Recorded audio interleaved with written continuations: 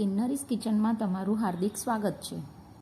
ઘરમાં રહેલા સાદા રાઈસને આજે એવો ટ્વિસ્ટ આપીશું કે બધા પૂછશે આ બનાવ્યું કેવી રીતે.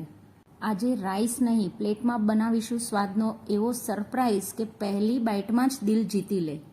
કડાઈમાં બટર લઈ તેમાં મરચીના નાના નાના પીસીસ કરીને નાખશું. ત્યારબાદ મિક્સ પેપ્રિકા નાખશું. એ બધાને ધીમા ગેસે સાતળવાનું છે. આજે આપણે રાઈસની આઈટમ બનાવવાની છે, તો સાઈડમાં મેં રાઈસ પણ બોઇલ કરવા મૂકી દીધા છે. એમાં બોઇલ કરતી વખતે મેં મકાઈ અને બ્રોકલી એડ કરી દીધી છે, જેથી કરીને એકદમ સરસ મજાનું કૂક થઈ જાય. પેપ્રિકાની અંદર આપણે મકાઈ એડ કરશું અને થોડી બ્રોકલી એવી એડ કરી દઈશું અને ફરી પાછું 2 થી 3 મિનિટ માટે સાતળશું.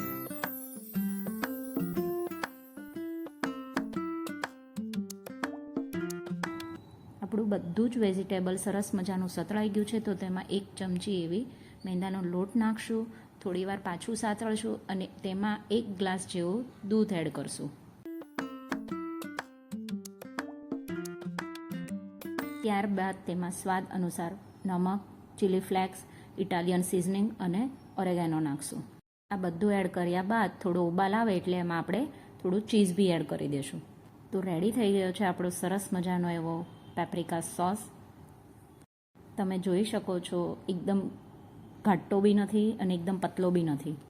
સોસ બનીને આપણો તૈયાર થઈ ગયો છે. તો હવે આપણે તૈયારી કરવાની છે પાલક પનીર રાઈસની.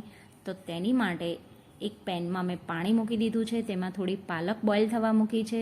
બોઇલ થયેલી પાલકને આપણે તરત ઠંડા પાણીમાં એડ કરી દઈશું, જેથી કરીને એનો કલર ચેન્જ નથી થતો અને એકદમ ગ્રીન કલર રહે છે.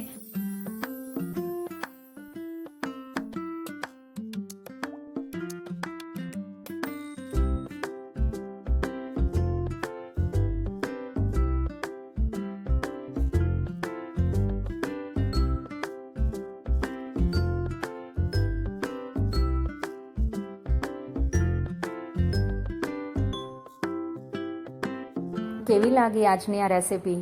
તો વિડીયોને લાઈક અને શેર કરી દેજો. અને જો કિન્નરીસ કિચનમાં નવા હોય તો ચેનલને સબસ્ક્રાઈબ કરી દેજો. તો મળીએ એક આવી સ્વાદિષ્ટ વાનગી સાથે. Bye bye.